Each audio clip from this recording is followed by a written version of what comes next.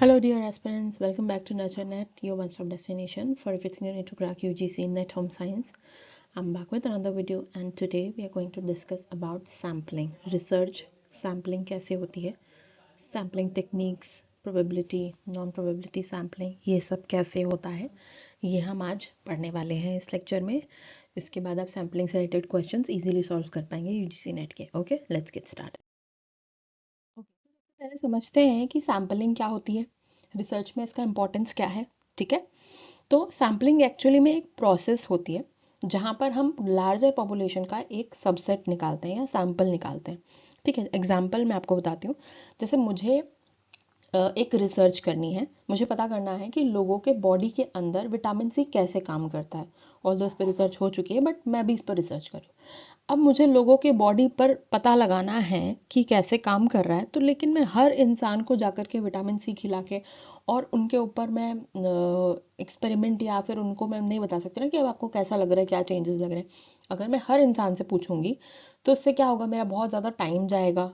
इतने सारी पॉपुलेशन इतनी बड़ी है जिससे हर एक से पूछने में मेरा बहुत टाइम चला जाएगा, बहुत कॉस्टिंग जाएगी, एक्सेसिबिलिटी भी नहीं होगी, है ना, कि हर इंसान मुझे नहीं बताएगा, शायद वो इंटरेस्टेड भी ना हो. इसलिए तो यहाँ पर इसीलिए सबसेट एक निकाला जाता है लार्जर पॉपुलेशन पे, जहाँ पे लिमिटेड लोग होते हैं और वो डिसाइड करते हैं, मतलब रिसर्चर डिसाइड करता है कि अब इनके ऊपर हमको काम करना है, हमारी रिसर्च जो है इस सैंपल पर काम करेगी. ठीक है, कंक्लूजन निकालने के लिए ये होता है. अब रिसर्च पॉपुलेशन क्या हो सकती है, फैमिली हो सकती है, हाउस होल्ड हो सकता है, कुछ भी हो सकता है ना. स्कूल के चिल्ड्रन हो सकते हैं, जैसे स्कूल के बच्चों पर अगर रिसर्च चल रही है ना, तो सारे स्कूल के बच्चे ना लेकर के कुछ स्कूल के बच्चे हम ले सकते हैं. एडोलेसेंस हो सकते हैं, विमेन हो सकती है, दुनिया की सारी औरतों को ना लेकर के कुछ औरतों को हम ले सकते हैं, अलग अलग रीजन से ले सकते हैं, डिपेंडिंग हमने किस तरीके की सैम्पलिंग टेक्निक यूज़ करी है. कंज्यूमर हो सकता है, वर्कर हो सकता है, बेनिफिशियरी हो सकता है प्रोग्राम का, कि जिन लोगों के लिए हम ये प्रोग्राम बनाना चाहते हैं. आगे हो सकता है आपकी रिसर्च से कोई पॉलिसी बन जाए, कोई प्रोग्राम बन के आ जाए. तो गवर्नमेंट ऐसे ही काम करती है ना. तो गवर्नमेंट क्या करती है, उनको पॉलिसी निकालनी होती है तो पहले सर्वे करते हैं, पहले वो रिसर्च करते हैं इस पे कि ठीक है चलो पॉपुलेशन से पूछा जाए.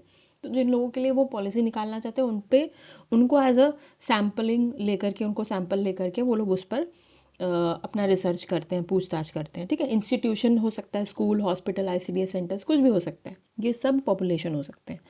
Studying the entire population census is often impractical due to time, cost and accessibility.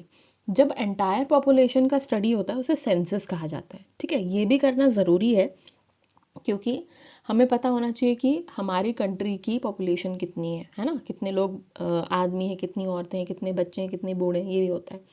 But अगर मैं एक रिसर्च कर रही हूँ वहाँ पर अगर मैं सबको ले रही हूँ तो ये नहीं हो सकता, ये बहुत ही ज़्यादा टाइम कंज्यूमिंग होता है, पैसे भी नहीं है, एक्सेसिबिलिटी भी वेरी कर जाती है. ठीक है, इसलिए सैम्पल मेक्स रिसर्च फीजिएबल, इकोनॉमिकल और सिस्टमैटिक. इसलिए सैम्पल क्या करता है, रिसर्च को फीजिएबल, ईजी कर देता है, इकोनॉमिकल कर देता है. इकोनॉमिक यानी छोटे स्केल पर भी हमारा काम हो जाता है और सिस्टमैटिक भी हो जाता है. ठीक है, अब की टर्म्स क्या आते हैं, कुछ सैम्पलिंग टेक्निक की अगर हम बात करते हैं, रिसर्च सैम्पलिंग की बात करते हैं, तो क्या की टर्म्स है जो ध्यान रखें. सबसे पहले है पॉपुलेशन. ठीक है, पॉपुलेशन का मतलब यहाँ पर क्या है, पूरा यूनिवर्स, सारे के सारे टोटल ग्रुप जो होते हैं अंडर वन स्टडी.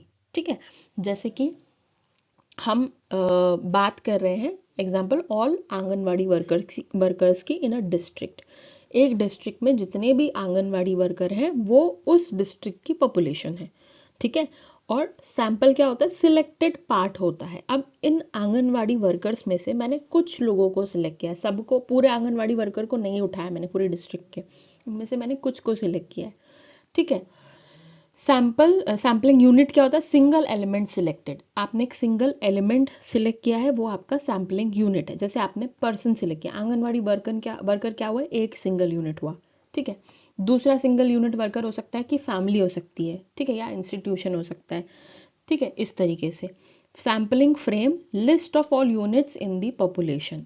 एक पॉपुलेशन में सारे यूनिट्स जो होते हैं वो सैम्पलिंग फ्रेम कहलाते हैं. जैसे स्कूल रजिस्टर, वोटर लिस्ट. ठीक है, वोटर लिस्ट में सब होते हैं ना, सारे, मतलब आंगनवाड़ी वर्कर भी आ जाता है और दूसरा फैमिली भी आती है वोटर लिस्ट में. ठीक है, sample size, number of unit selected, आपने कितने यूनिट सिलेक्ट किए हैं वो सैंपल साइज कहलाता है. ठीक है, पर्पसेस ऑफ सैम्पलिंग, ये सैम्पलिंग का एक्चुअली में पर्पस क्या होता है? सबसे पहले तो टाइम सेव करता है, मनी सेव करता है और एफर्ट भी बचते हैं। आप पूरे पॉपुलेशन से अगर सर्वे करने जाओगे या पूरे पॉपुलेशन को आप पूरा रिसर्च में ले लोगे तो आपका बहुत ज़्यादा टाइम भी जाएगा, मनी भी जाएगा और एफर्ट भी बहुत वेस्ट होंगे और शायद से कोई रिजल्ट जो है वो ठीक से निकल के भी ना आ पाए। ठीक है। Makes large scale studies possible, large scale पर स्टडीज पॉसिबल हो जाती हैं इनसे। Allow intensive and detailed investigation, intensive और डिटेल्ड इन्वेस्टिगेशन हो जाती है क्योंकि अगर लार्ज सैंपल होगा, जैसे बहुत ज़्यादा अगर बहुत पॉपुलेशन को ले लिया गया अगर पूरा, तो क्या होगा कि बहुत ज़्यादा डीप में भी इंसान काम नहीं करता, ख़त्म करने के लिए बस करता है ना, डिटेल इन्वेस्टिगेशन नहीं करता। ये है। Provide estimates with acceptable accuracy, estimate और एक्यूरेसी जो है वो एक्सेप्टेबल आएगी, रिजल्ट जो है हमारा वो अच्छा रहेगा और एरर कम आएगा। Sampling is not inferior to census if done scientifically, ऐसा नहीं है कि सेंसस से सैम्पलिंग जो है वो कम है या उससे इस सेंसस ज़्यादा अच्छा बोला गया है। सेंसस मैंने आपको जैसे भी पीछे बताया कि पूरी एंटायर पॉपुलेशन, हर एक इंसान जो इंडिया में रह रहा है, हर एक इंसान को गिना गया है, तो वो पॉपुलेशन कहलाएगी सेंसस। ठीक है। बट सैम्पलिंग क्या होता है, उसमें से सबसेट निकाले जाते हैं, तो उसका मतलब ये नहीं है कि सब सैम्पलिंग खराब है या सेंसस ज़्यादा अच्छा है। अगर साइंटिफिकली किया जाए तो सैम्पलिंग भी बहुत अच्छा है। कितने टाइप्स की सैम्पलिंग होती है? दो टाइप की सैम्पलिंग होती है, प्रोबेबिलिटी सैम्पलिंग होती है और नॉन प्रोबेबिलिटी सैम्पलिंग होती है। ठीक है।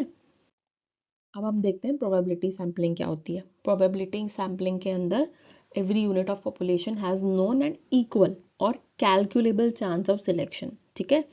प्रोबेबिलिटी मतलब नाम समझते हो प्रोबेबिलिटी का क्या होता है? प्रोबेबिलिटी का मतलब ये होता है चांस का आना। ठीक है। तो ये चीज हो सकती है, ये प्रोबेबिलिटी बताती है। ठीक है। अब इसमें क्या होता है प्रोबेबिलिटी सैम्पलिंग में कि पॉपुलेशन में से हर तरीके के लोग जो हैं वो आ सकते हैं, ये प्रोबेबिलिटी होता है सैम्पलिंग में। कैलकुलेबल हो सकता है, इक्वल चांस मिलेगा सबको सिलेक्ट होने का। ठीक है। अब इस टाइप की प्रोबेबिलिटी सैम्पलिंग जो होती है वो ऑब्जेक्टिव होती है, साइंटिफिक होती है, फ्री फ्रॉम रिसर्चर बायस होती है। अब रिसर्चर बायस मतलब क्या? अगर मैं रिसर्चर हूँ, मैंने अपने पसंद के लोग ले लिए, मुझे ये अच्छा लग रहा है ये उठा लेती हूँ, इसका नाम अच्छा लग रहा है इसको ले लेती हूँ, ये मेरा रिश्तेदार है इसको ले लेती हूँ, ऐसा नहीं होता। प्रोबेबिलिटी सैम्पलिंग में ये सब नहीं आता। आप बिना किसी का नाम जाने, बिना किसी की उम्र जाने, जो भी आपके लिए, जो रिसर्च के लिए सूटेबल होता है, जो ग्रुप, उसमें से लिया जाता है लोगों को। ठीक है। ऐसा नहीं कि नाम पसंद है तो उसको लिया, दूसरे वाले को नहीं लिया। ठीक है। तो रिसर्चर बायस यहाँ पर नहीं चल पाता प्रोबेबिलिटी सैम्पलिंग में। और क्वांटिटेटिव रिसर्च के लिए सबसे सूटेबल होती है प्रोबेबिलिटी सैम्पलिंग। क्वांटिटी क्वांटिटेटिव यानी कि यहाँ पर हम बात कर रहे हैं क्वांटिटी की, जब हम नंबर्स की बात करते हैं। ठीक है। नंबर्स में कैलकुलेशन होता है, नंबर्स में सिस्टमैटिक स्टैटिस्टिक्स निकल के आते हैं, नंबर्स में सब कुछ होता है, तो उसके लिए प्रोबेबिलिटी सैम्पलिंग इंपॉर्टेंट होती है। अब इसके अंदर भी बहुत सारे सब डिवीजन है प्रोबेबिलिटी सैम्पलिंग के, कैसे कैसे होती है वो देखते हैं। सबसे पहला है simple random sampling. Simple random sampling में each unit has an equal chance of being selected, हर यूनिट से इक्वल चांस होता है सिलेक्ट होने का। मेथड्स क्या क्या हो सकते हैं? लॉटरी मेथड हो सकता है, रैंडम नंबर टेबल हो सकता है, कंप्यूटर जनरेटेड रैंडम नंबर्स हो सकते हैं। ठीक है। लॉटरी मेथड आई थिंक आप सब लोग समझते हैं। लॉटरी, आपने एक अपने नाम की पर्ची जो है वो आपने इकट्ठी एक साथ डाल दी, उसके बाद में हम उसको या तो किसी चीज़ में डाल करके हम उसे अच्छी तरीके से मिक्स करेंगे, अच्छे से उसे हिलाएंगे ताकि सारी चिट्स जो है सबके नाम की वो सब मिक्स हो जाए, और फिर उसके बाद में निकाला जाता है। नाम भी नहीं लिख सकते, नंबर दे सकते हैं सबको, जैसे लॉटरी में नंबर दिया जाता है कि आपकी टिकट का नंबर है, और फिर उसके बाद में एक उसमें से निकाला जाएगा, जिसकी लॉटरी लगती, जिसका नंबर निकला वो जीता, है ना। तो आप ऐसे करके सिलेक्ट कर सकते हैं, तो सभी का चांसेस हो जाते हैं इसमें आने के लिए, है ना। ऐसा नहीं कोई बोल नहीं सकता कि भाई आप, मेरा नाम तो लिया ही नहीं आपने या मेरा नंबर तो आया नहीं। ठीक है। रैंडम नंबर टेबल, यहाँ पर मतलब कि यहाँ पर क्या किया जाता है, नंबर्स को रैंडमली एक सबसेट में बांट दिया जाता है। ठीक है। जैसे एक टेबल पे मैंने 10 नंबर रखे हैं, ऐसे ही चूज करके लॉटरी मेथड से चूज करके रख दिए, चलो। फिर एक टेबल पे मैंने और 10 नंबर रखे, फिर एक टेबल पे मैंने और 10 नंबर रखे। ठीक है। फिर उसमें से मैं सिलेक्ट करना चाह रही हूँ, या फिर मैं एक पूरा टेबल जो है सिलेक्ट किया मैंने, और फिर उसमें से जो लोग आए उनको मैंने अपनी रिसर्च में रखा, ठीक है। फिर एक computer generated random number, computer को बोल दिया जाए कि रैंडम आप इसमें से इतने तक का कोई भी नंबर आप उठा लो, या फिर उसमें फीड कर दिया जाए कि ये हमारे पर्सन है, इनको इतने से इतने तक नंबर मिला हुआ है, और इस तरीके से अब आप रैंडमली इसमें से किसी को भी सिलेक्ट करो तो कंप्यूटर जनरेट करके आपको बता देगा कि ये पर्सन है, उन लोगों को आप सिलेक्ट कर लो, ठीक है। तो example selecting 100 students randomly from a list of 1000 college students, ठीक है। 1000 कॉलेज स्टूडेंट्स की लिस्ट है आपके पास में, उसमें से आपको रैंडमली 100 स्टूडेंट उठाने हैं। तो ये होगी सिंपल रैंडम सैम्पलिंग, किसी का भी नाम आ सकता है, ऐसा वो नहीं है, बायस नहीं है। मेरिट्स इसके क्या है, सिंपल और अनबायस्ड होता है, इजी स्टैटिस्टिकल एनालिसिस हो जाता है, ठीक है। लिमिटेशंस क्या, रिक्वायर कंप्लीट सैम्पलिंग फ्रेम, पूरी सैम्पलिंग फ्रेम चाहिए होती है इसके लिए, ठीक है। Not suitable for scattered population, scattered population मतलब कि जो लोग दूर दूर तक फैले हुए हैं, ठीक है, वो पॉपुलेशन के अंदर नहीं आते हैं, वो कहलाता है स्कैटर्ड पॉपुलेशन। फिर है stratified random sampling, stratified random sampling का मतलब है population is divided into homogeneous सब ग्रुप्स, ठीक है, एक होमोजेनस सब ग्रुप्स में बांट दिए जाते हैं and samples are drawn randomly from each stratum, मतलब स्ट्राटा बना दिया जाता है, इसलिए स्ट्रेटिफाइड रैंडम सैम्पलिंग कहा गया है। जैसे कि मेरे पास पॉपुलेशन है 100 लोगों की, उसमें मैंने क्या किया, एज ग्रुप बना दिए सबके, या फिर मैंने इनकम लेवल्स बना दिए, या मैंने रूरल अर्बन लोगों को अलग कर दिया, या मैंने जेंडर अलग कर दिया, मेल्स अलग हो जाएं फीमेल्स अलग हो जाएं, ठीक है। तो 100 में से 50 में मेल ले सकती हूँ, 50 में फीमेल ले सकती हूँ, है ना। Selecting students separately from under graduate and post graduate groups, हाँ, ये एक अच्छा एग्जाम्पल है कि आपने पहले क्या किया, एक आपने कॉलेज, आपका जो सैम्पल यूनिट है वो कॉलेज है, और उसमें से आपने डिवाइड कर दिया कि यूजी वाले स्टूडेंट्स अलग हो जाएं और पीजी वाले स्टूडेंट्स अलग हो जाएं, तो ये आपने क्या किया, स्ट्रेटिफाइड रैंडम सैम्पलिंग कर दी। Ensure representation of nutritional socio economical demographic groups, हाँ, इसमें रिप्रेजेंटेशन ईजी हो जाता है न्यूट्रिशनल, क्योंकि न्यूट्रिशन में हम क्या करते हैं, हम एज वाइज न्यूट्रिशन डिवाइड करते हैं ना, कि ये जो है एक स्कूल गोइंग चिल्ड्रन के लिए, ये इन्फेंट के लिए, ये टीन एज के लिए है, ये अडल्ट के लिए है, या जीरियाट्रिक के लिए है, राइट। तो यहाँ पर क्या हो जाता है, स्ट्रेटिफाइड में हमने उनको एज ग्रुप के हिसाब से बांट दिया, तो अब न्यूट्रिशनल रिप्रेजेंटेशन बहुत ईजी हो जाता है, सोशियो इकोनॉमिक हो जाता है, डेमोग्राफिक ईजी हो जाता है, राइट। टाइप्स क्या होते हैं इसके, प्रोपोर्शनेट स्ट्रैटिफाइड सैम्पलिंग और डिसप्रोपोर्शनेट स्ट्रैटिफाइड सैम्पलिंग। अब प्रोपोर्शनेट स्ट्रैटिफाइड और डिसप्रोपोर्शनेट स्ट्रैटिफाइड, इसमें क्या डिफरेंस है, एक्चुअली में प्रोपोर्शन से लेके, जैसे पॉपुलेशन है, मान लो पॉपुलेशन जो है, हम बात करेंगे ग्रेजुएट और अंडर ग्रेजुएट की कॉलेज में, ठीक है, तो अंडर ग्रेजुएट स्टूडेंट्स जो है वो 40 हैं, ठीक है, और पोस्ट ग्रेजुएट स्टूडेंट जो है वो 60 है। तो 60 और 40 में से अगर मुझे सिलेक्ट करना है 10 लोग, तो मैं कैसे करूँगी, 4 मैं अंडर ग्रेजुएट से करूँगी और 6 मैं पोस्ट ग्रेजुएट से करूँगी। तो जो प्रोपोर्शन एक्चुअली में पॉपुलेशन का है वही प्रोपोर्शन मैं अपने सैम्पलिंग का रखूँगी, तो ये प्रोपोर्शनेट स्ट्रैटिफाइड हो जाएगा। और डिसप्रोपोर्शनेट तो मतलब मैंने 6 मैंने अंडर ग्रेजुएट से ले लिए, 2 मैंने पोस्ट ग्रेजुएट से ले लिए, ऐसा, ठीक है, ये होगा। फिर आता है सिस्टमैटिक सैम्पलिंग, सिस्टमैटिक सैम्पलिंग में selection of every kth unit after a random start, formula k is equal to n upon n, ठीक है, वेयर n, जो लार्ज n है वो पॉपुलेशन साइज है और जो स्मॉल n है वो सैंपल साइज है।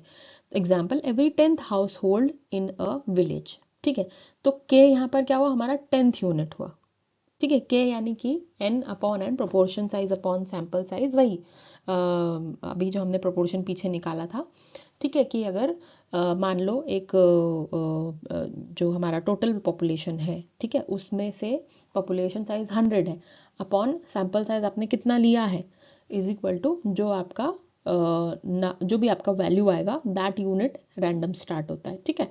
तो every 10th house hold in a village example के तौर पर ये सिस्टमैटिक सैम्पलिंग आ जाती है कि हर 10वें इंसान, हर 10वें हाउस होल्ड से आपको उठाना है। तो मेरिट यहाँ पर क्या हुआ, सिंपल और क्विक हो जाता है, सूटेबल है फील्ड सर्वेस के लिए, बट यहाँ पर रिस्क हो जाती है, पीरियोडिसिटी बायसनेस हो जाती है कि हर 10वें इंसान को ही क्यों उठाना है ना। अब वो 10वां है उसी को लेना है, तो दूसरा वाला झगड़ा कर सकता है कि ये 10वें नंबर पर है, आप तो इसी को लोगे, हमारा क्या 9वें नंबर पर क्यों नहीं, ठीक है। तो ये रिस्क पीरियोडिसिटी बायस हो जाता है, मतलब एक पीरियड के बाद में ही आपने लिया। फिर है cluster sampling. Population is divided into clusters. Clusters मतलब नेचुरल ग्रुप में आप उनको डिवाइड कर दो और उस क्लस्टर में से रैंडमली सिलेक्ट कर दो, जैसे कि विलेज या स्कूल या ब्लॉक्स। ठीक है, जैसे एक बहुत लंबी पॉपुलेशन है तो आपने गांव गांव गांव वाइज, विलेज विलेज वाइज लोगों को बांट दिया, या फिर स्कूल वाइज बांट दिया या ब्लॉक वाइज बांट दिया। तो एग्जाम्पल समझते हैं कि selecting 10 schools and studying all students in them. ठीक है, 10 स्कूल हमने उठाए और उनमें से सारे बच्चों को हमने स्टडी किया, 10 स्कूल अलग अलग हमने बांट दिए। बस ये cluster sampling. Used when population is widely dispersed, large and inaccessible. ये क्लस्टर सैम्पलिंग कब काम आता है? जब पॉपुलेशन वाइडली डिस्पर्स्ड होती है, मतलब दूर दूर तक फैली होती है, लार्ज होता है, इनएक्सेसिबल होता है तब। ठीक है, फिर है multi stage sampling. Multi stage sampling is carried out in stages. Stages में होता है कंबाइनिंग टू और मोर टेक्निक्स। अब जितने भी पीछे हमने टेक्निक्स पढ़ी हैं उनका कॉम्बिनेशन हो सकता है। जैसे पहले मैंने रैंडम लॉटरी मेथड से मैंने नाम निकाला, उसके बाद में मैंने फिर स्ट्रेटिफाइड कर दिया या जो भी कुछ है। ठीक है, अलग अलग स्टेजेस पर होता है और कंबाइन कर सकते हैं हम टेक्निक्स को। एग्जाम्पल, पहले स्टेट लेवल पर किया, फिर डिस्ट्रिक्ट लेवल पर गए, फिर विलेज लेवल पर गए, फिर हाउस होल्ड लेवल पर गए। ठीक है, बहुत कॉमन है न्यूट्रिशन सर्वेज में। कम्युनिटी डेवलपमेंट स्टडीज़ के लिए मल्टी स्टेट सैम्पलिंग होती है कि पहले हमने निकाला कि स्टेट में कितने लोग रहते हैं, फिर उसके बाद इस स्टेट में कितने डिस्ट्रिक्ट हैं, डिस्ट्रिक्ट के अंदर कितने विलेजेस हैं, विलेजेस के अंदर कितने हाउस होल्ड हैं। ये पता लगा के धीरे धीरे और डीप सैम्पलिंग होती चली जाती है और डीप स्टडी होती चली जाती है। अब एडवांटेज क्या होते हैं प्रोबेबिलिटी सैम्पलिंग के? सबसे पहला है हाई रिप्रेजेंटेटिवनेस। हाई रिप्रेजेंटेटिवनेस यानी कि क्योंकि यहाँ पर हम रैंडमली सबको सिलेक्ट करते हैं, ठीक है, या फिर रैंडम आप कह सकते हो, या प्रोबेबिलिटी होती है सबके आने की, तो रिप्रेजेंटेटिवनेस हाई हो जाती है। मतलब कि कोशिश इसमें ये रहती है कि सभी तरीके का पॉपुलेशन हमारे पास में आए, सभी तरीके का सैंपल हमारे पास में आए। ठीक है, और सभी तरीके का सैंपल जब आता है तो उस तरीके का रिप्रेजेंटेटिव हमारे पास में मिल जाता है। ठीक है, अलाउज जनरलाइजेशन ऑफ फाइंडिंग्स। जो भी फाइंडिंग हमने करी है उसका जनरलाइजेशन हो जाता है। जनरलाइजेशन का सिंपल मतलब है कि हर इंसान उसको समझ सकता है, क्योंकि हमने हर पॉपुलेशन के ऊपर वो स्टडी करी है। ठीक है, ऐसा नहीं कि बहुत हाई फाई क्लास पर ये स्टडी करी सिर्फ उनके लिए ही हो, जो लोअर क्लास वाले हैं वो इसको फॉलो नहीं कर सकते, बट हमने हमारे सैंपल में हायर क्लास लोअर क्लास दोनों को लिया है, तो it is general for all. Sampling error can be estimated. यहाँ पर सैम्पलिंग एरर एस्टिमेट करना काफ़ी इजी हो जाता है। ठीक है, क्योंकि हम रैंडम है और क्वांटिटेटिव होता है, तो क्वांटिटेटिव में एरर निकालना काफ़ी इजी हो जाता है। अब हम नॉन प्रोबेबिलिटी सैम्पलिंग की बात करते हैं। ठीक है, बिल्कुल उसका उल्टा, प्रोबेबिलिटी सैम्पलिंग का उल्टा non probability sampling. Probability of selection is unknown. Unknown selection है, हर पॉपुलेशन में से जो आपने निकाला है, पॉपुलेशन दुनिया के हर कोने में से एक सैंपल आपके पास में आए, ये ज़रूरी नहीं होता। तो इसका सिलेक्शन डिपेंड करता है रिसर्चर जजमेंट पर, कन्वीनियंस पर और अवेलेबिलिटी ऑफ सब्जेक्ट। ठीक है, रिसर्चर जजमेंट यानी यहाँ पर पूरी की तरह रिसर्चर पर डिपेंड करता है कि वो किसको सिलेक्ट करता है। कन्वीनियंस के हिसाब से, अगर रिसर्चर को कन्वीनियंस नहीं है तो वो दूर तक जा कर के अपना सैंपल कलेक्ट नहीं करेगा, या फिर वो दूर जा कर के वो शायद से सर्वे ना करे, जो उसके आसपास है उन्हीं के साथ में करे, जो कि मोस्टली अब लोग करते ही हैं। अवेलेबिलिटी ऑफ सब्जेक्ट्स, सब्जेक्ट्स की अवेलेबिलिटी होती है तभी काम होता है, नहीं तो नहीं होता। Use mainly in qualitative research, exploratory studies and case studies. ये क्वालिटेटिव रिसर्च में ज़्यादा होता है, जहाँ पर नंबर्स पर काम नहीं होता बट क्वालिटी पर काम होता है, जहाँ पर हमको एक लास्ट में एक कंक्लूजन चाहिए होता है कि हाँ भाई ये ऐसा है, ज़्यादा से ज़्यादा लोग ऐसा मानते हैं। सबसे पहला है कन्वीनियंस या accidental sampling. Convenience accidental sampling का मतलब है sample selected based on ease of access. Ease of access यानी जो इजीली मिल गया। ठीक है, interviewing students available in classroom. आपने उस क्लासरूम में जो बच्चे बैठे हैं उन्हीं का इंटरव्यू लिया, बाकी किसी का नहीं लिया, और उसी के बेसिस पर हमने क्या किया, जो आंसर है वो, जो हमारा कंक्लूजन है वो निकल गया। ठीक है, मेरिट ये होता है कि बहुत क्विक होता है, इकोनॉमिकल होता है, वहीं पर ही आपको सब कुछ मिल गया, स्मॉल स्केल पर मिल गया, बहुत ज़्यादा मेहनत करने की जरूरत नहीं पड़ती है, ईजिली मिल जाता है। लिमिटेशन ये होती है कि बहुत हाई बायस होता है और लो जनरलाइजेबिलिटी होती है। ठीक है, हाई बायस मतलब वही कि अब आपने अपने फेवरेट स्टूडेंट, आपकी फेवरेट क्लास से आपने वो क्वेश्चन कर लिया, उनके ऊपर रिसर्च आपने निकाल लिया, इंटरव्यू आपने उनसे ले लिया, इंटरव्यू का जो भी रिजल्ट आया आपने उसको बता दिया, बट हो सकता है कि दूसरी क्लास से कुछ और रिजल्ट निकल के आए, राइट। तो ये जनरलाइजेशन जो है वो बहुत लो हो जाती है, सबके लिए नहीं होता, सिर्फ उस एक क्लास के लिए हो जाएगा। Purposive judgmental sampling, researcher select units based on purpose of study, जो आपकी पर्पस ऑफ स्टडी है उसके हिसाब से सिलेक्ट किया गया है, जैसे selecting lactating mothers for nutrition study, ठीक है। अब मेरा पर्पस है कि न्यूट्रिशन स्टडी मुझे लैक्टेटिंग मदर्स के ऊपर ही करनी है, तो मैं उन्हें ही सिलेक्ट करूंगी, है ना। ऐसा नहीं है ना कि मैं प्रेग्नेंट वुमेन के पास में या नॉर्मल वुमेन के पास में जाऊंगी, ठीक है। तो ये पर्पसिव या जजमेंटल सैम्पलिंग होती है। इसमें कॉमन यूज किस में होता है, एक्सटेंशन में होता है, क्लिनिकल न्यूट्रिशन में होता है, केस स्टडीज में होता है। फिर है quota sampling, population divided into categories and fixed quotas are filled non randomly, ठीक है। Fixed quota non randomly fill हो जाता है, पॉपुलेशन को डिवाइड किया जाता है पहले कैटेगरीज में, भाई या मेल फीमेल ले लो या पोस्ट ग्रेजुएशन या अंडर ग्रेजुएशन आप ले लो, ऐसा कर सकते हो। और फिर फिक्स्ड कोटा से सिलेक्ट करना होता है, जहाँ पर 50 main and 50 women selected conveniently, ठीक है। जैसे हमने डिसाइड कर लिया है कि 50 हमको आदमी चाहिए, 50 हमको औरत चाहिए, और वो हमने सिलेक्ट कर लिया। अब जैसे प्रपोर्शनेट हमने देखा था, ठीक है, पीछे हमने देखा था, तो उसमें क्या था, प्रपोर्शन पॉपुलेशन का जो प्रपोर्शन है उसके हिसाब से हमने सिलेक्ट किया। बट यहाँ पर हमने प्रपोर्शन नहीं देखा, हमने जो कोटा है, हमको 50 आदमी चाहिए 50 औरत चाहिए, वैसा हमने सिलेक्ट कर लिया। Look scientific but selection is not random, ये साइंटिफिक लगता है बट सिलेक्शन रैंडम नहीं होता है, ठीक है।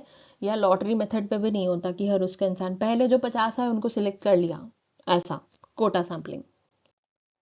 फिर है snowball sampling, existing subjects help identify further subjects, existing subjects जो होते हैं वो और अपने साथ में और सब्जेक्ट लेकर के आते हैं। अब ये हिडन पॉपुलेशंस के लिए यूज होता है, सेंसिटिव इश्यूज के लिए ज़्यादा यूज होता है, ठीक है। स्टडीज जैसे कि डोमेस्टिक वायलेंस और सब्सटेंस अब्यूज, यहाँ पर आपने एक इंसान को ढूंढ करके निकाला है जो सब्सटेंस अब्यूज का मतलब है, एग्जाम्पल वो कुछ ड्रग्स लेता है या फिर उसको स्मोकिंग की आदत है या ड्रिंकिंग की बहुत आदत है, ठीक है।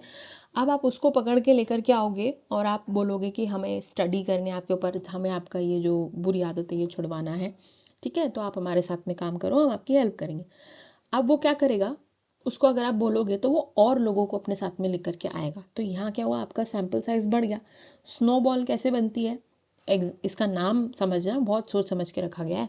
स्नोबॉल कैसे बनती है, जब हम उठाते हैं एक छोटी सी, थोड़ा सा आपने, सॉरी नॉट छोटी सी, थोड़ा सा आपने स्नो उठाया, उसके बाद आप उसके ऊपर और स्नो चिपकाते जाते हो, तो बड़ी सी स्नोबॉल बनती है ना। बस ऐसे ही, तो यहाँ पर भी लोग जो है चेन की तरह जुड़ते चले जाते हैं। Existing subjects identify further subjects, जैसे मैंने बताया ना, एक सैंपल आपने लेकर के आए हो और फिर वो अपने साथ में और सैंपल को जोड़ता चला जाता है। फिफ्थ है वॉलंटियरिंग सैंपल, वॉलंटियरिंग सैंपल बहुत सिंपल है, यहाँ पर कुछ नहीं करना होता, रिसर्चर को भी कुछ नहीं करना होता, बस उसको बताना होता है कि भाई मैं रिसर्च कर रहा हूँ, जिसको भी पार्टिसिपेंट बनना है वो आ जाए, तो लोग खुद से आ जाते हैं। नॉट डिपेंडिंग अपॉन मेल चाहिए फीमेल, हाँ ये बोल सकते हैं आपको कि हमको 50 मेल चाहिए 50 फीमेल चाहिए, तो उस हिसाब से लोग खुद उठ करके आते हैं, तो पार्टिसिपेंट्स या वॉलंटरी ऑप्ट करते हैं स्टडी के लिए। यहाँ पे बायस रिस्क जो है वो बहुत हाई हो जाता है, ठीक है। अब एडवांटेज क्या है नॉन प्रोबेबिलिटी सैम्पलिंग के, ये इजी टू कंडक्ट है, इसमें बहुत ज़्यादा मेहनत नहीं करनी पड़ती, ठीक है। रैंडम सिलेक्शन नहीं, कुछ नहीं करना पड़ता, अपने आप या तो लोग आ जाते हैं, या तो आपने 50 पहले 50 आपने सिलेक्ट कर लिए, ठीक है, या फिर आपने डिवाइड कर लिया उसमें से सिलेक्ट कर लिए, इस तरीके से। Suitable when population list is unavailable, जब हमारे पास में पॉपुलेशन लिस्ट अवेलेबल नहीं होती, हमें नहीं पता है पूरे पॉपुलेशन के बारे में, तो हम अपने सिलेक्टेड लोगों को ले सकते हैं, ठीक है।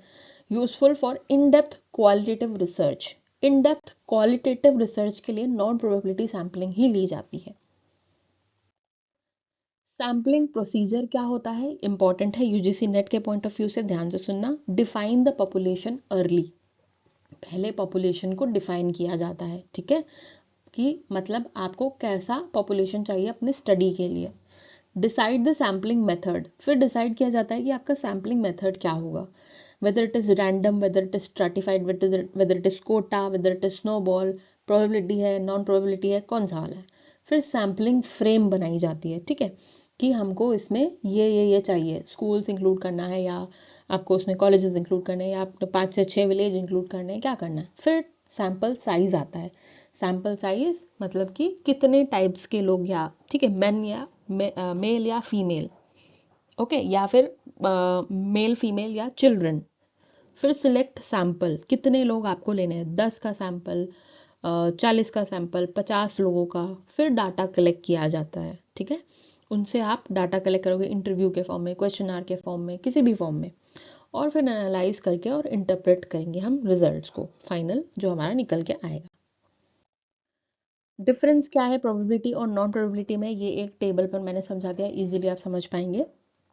चांस ऑफ सिलेक्शन प्रोबेबिलिटी में नोन होता है कि सबका चांस ऑफ सिलेक्शन हो सकता है, चांस आ सकता है सबका सिलेक्ट होने का, बट यहाँ पर अननोन है नॉन प्रोबेबिलिटी में। कुछ आप जब सैम्पलिंग करना चालू करते हो समझ जाते हैं हमारा तो नंबर आने नहीं वाला, जैसे आपने सिलेक्ट किया है हर 10th हाउस होल्ड में से या हर 10th पर्सन को सिलेक्ट किया, तो ये नॉन प्रोबेबिलिटी है। फर्स्ट 50 को सिलेक्ट किया तो पीछे वालों को पता चल जाता है कि पहले 50 कर रहे हैं कोटा सैम्पलिंग में, हमारा तो नंबर ही नहीं आने वाला, ऐसा, ठीक है। बायसनेस प्रोबेबिलिटी में कम रहती है, नॉन प्रोबेबिलिटी में बायसनेस बढ़ जाती है, क्योंकि यहाँ पर रिसर्चर का पॉइंट ऑफ व्यू आ जाता है, जो उसे पसंद होता है वो उसे ले सकता है, ठीक है। रिप्रेजेंटेटिवनेस हाई होता है प्रोबेबिलिटी में, नॉन प्रोबेबिलिटी में लो होता है, क्योंकि यहाँ पर हम हर पॉपुलेशन का रिप्रेजेंट नहीं कर सकते। जनरलाइजेशन प्रोबेबिलिटी में पॉसिबल होता है, नॉन प्रोबेबिलिटी में बहुत लिमिटेड होता है। स्टैटिस्टिकल एनालिसिस प्रोबेबिलिटी में वैलिड होता है, क्योंकि यहाँ पर हम बात कर रहे हैं किसकी, क्वांटिटेटिव डाटा की बात कर रहे हैं प्रोबेबिलिटी में, और नॉन प्रोबेबिलिटी में लिमिटेड हो जाता है क्योंकि यहाँ पर क्वालिटी पर ज़्यादा ध्यान दिया जाता है, ठीक है। Okay, so that's all. अब हम थोड़े से क्वेश्चंस देखेंगे इस टॉपिक में कैसे कैसे आए हैं। क्वेश्चन 1 जून 25 के पेपर से लिया है। Which of the following holds true to probability sampling in any research design. इसमें से कौन सा स्टेटमेंट ट्रू है प्रोबेबिलिटी सैम्पलिंग के लिए, किसी भी रिसर्च डिजाइन के लिए आपने लिया हो। Every item of the universe has equal chance of inclusion, हाँ ये हमने पढ़ा था कि प्रोबेबिलिटी में जो है chance of inclusion, chance of getting selected ज़्यादा होता है। There is always the danger of bias, नहीं यहाँ पर बायसनेस का डेंजर नहीं होता, वो नॉन प्रोबेबिलिटी में होता है। Sample has same composition and characteristics as that of universe, true. जो यूनिवर्स के हिसाब से, यूनिवर्स का मतलब यहाँ पर पॉपुलेशन है, अगर कहीं पर यूनिवर्स लिखा आ जाए तो घबराना नहीं है, पॉपुलेशन ही है उसका मतलब, ठीक है। अब आप देखो नेट कैसे टर्मिनोलॉजी के साथ में खेलता है, ठीक है। Sample selection is based on researchers convenience, नहीं ये नॉन प्रोबेबिलिटी में होता है जहाँ पर रिसर्चर कन्वीनियंट होता है। Individual units can be selected by lottery method, हाँ इंडिविजुअल यूनिट्स को लॉटरी मेथड से सिलेक्ट किया जा सकता है प्रोबेबिलिटी सैम्पलिंग में। तो आंसर हो गया हमारा ए, सी और ई, थर्ड विच इज करेक्ट, ठीक है। अब से नेक्स्ट क्वेश्चन की तरफ जाते हैं, दिसंबर 24 के पेपर से लिया है। If a researcher selects every 10th name on a record it will be called judgement sampling, simple random sampling, quota sampling या सिस्टमैटिक सैम्पलिंग। सिस्टमैटिक सैम्पलिंग होगा, सिस्टमैटिक है क्योंकि एवरी 10th पर्सन को हमने रखा है, ये सिस्टमैटिक सैम्पलिंग में आएगा। हमने फॉर्मूला भी देखा था, एवरी केथ यूनिट या पर्सन को सिलेक्ट करते हैं ना, तो k is equal to large n मतलब पॉपुलेशन अपॉन स्मॉल एन यानी कि सैंपल साइज, करेक्ट है, ठीक है। Systematic sampling k sampling interval fixed होता है यहाँ पर। सिंपल रैंडम में एवरी यूनिट इक्वल चांस होता है, नो फिक्स्ड इंटरवल। जजमेंट में रिसर्चर का डिसीजन होता है और कोटा में फिक्स्ड नंबर ऑफ सब ग्रुप्स होता है। तो नेक्स्ट क्वेश्चन हमारा दिसंबर 24 के पेपर से है। यहाँ पर आपको लिस्ट दी हुई है, लिस्ट 1 में सैम्पलिंग टाइप दिए हुए हैं और लिस्ट 2 में उसका डिस्क्रिप्शन दिया हुआ है, किस लिए यूज होता है वो बताया गया है, ठीक है। क्लस्टर सैम्पलिंग है, सिक्वेंशियल सैम्पलिंग है, स्ट्रेटिफाइड सैम्पलिंग है और कोटा सैम्पलिंग है। Representative sample selected when population is heterogeneous group, population जब हेट्रोजीनियस ग्रुप में होती है रिप्रेजेंटिंग सैंपल सिलेक्टेड होता है, ठीक है। ये कोटा सैम्पलिंग में आएगा। कोटा सैम्पलिंग में क्यों आएगा, कोटा में हमने पढ़ा था कि हम क्या करते हैं, जो आपने सिलेक्ट किया है ग्रुप उसमें आपको जैसे फर्स्ट 50 जो आ गए वो सिलेक्ट हो गए, या फिर फर्स्ट 20 जो आ गए वो सिलेक्ट हो गए, इस तरीके से होता है, ठीक है। हेट्रोजेनस ग्रुप यानी कि यहाँ पर डिसाइड नहीं हुआ है कि मेन है या मेल है या फीमेल है, ये डिसाइडेड नहीं होता, इसलिए हेट्रोजेनस ग्रुप है, होमोजेनस नहीं है। तो सिलेक्ट करते हैं पॉपुलेशन से हेट्रोजेनस ग्रुप से कोटा सैम्पलिंग में, ठीक है। फिर आता है हमारा दूसरा, देखते हैं, grouping the selected population and choosing the groups, जिसमें हमने ग्रुप्स बनाए थे। तो हमने स्ट्रेटिफाइड में बनाया था, इसमें हमने टेबल पढ़ा था, याद हो तो आपको, है ना, कि टेबल मेथड होता है और उसमें हम क्या करते हैं कि उसमें हम डिसाइड करते हैं, ग्रुप में डिवाइड कर लेते हैं कि इस ग्रुप में इतने होंगे, इस ग्रुप में इतने होंगे, इस ग्रुप में इतने होंगे, ठीक है। और फिर उसके बाद में हम उसमें से सिलेक्ट करते हैं, उस ग्रुप में से सिलेक्ट करते हैं स्ट्रेटिफाइड में, ठीक है। फिर है sequential sampling.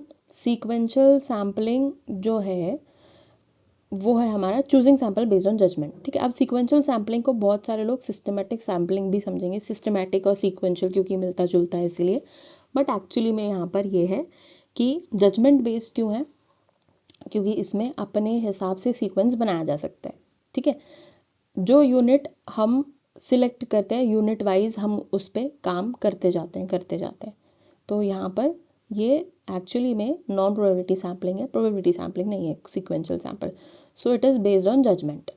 Cluster sampling no advance ascertainment of the final sample size, because cluster में हमने पढ़ा था कि यहाँ पर क्या होता है, पॉपुलेशन को डिवाइड कर दिया जाता है क्लस्टर्स में, जैसे विलेजेस हो गए अलग अलग, या एज ग्रुप हो गया, या फिर स्कूल्स हो गए, ठीक है। अब उसमें से सिलेक्ट किया जाता है कि इसमें से पहले जो हमारा क्लस्टर है उसमें से हमने 5 लिए, दूसरे क्लस्टर में से हमने 5 लिए, तीसरे क्लस्टर में से, तो डिपेंड्स कितने क्लस्टर बनते हैं और उसमें से कितने सिलेक्ट होते हैं।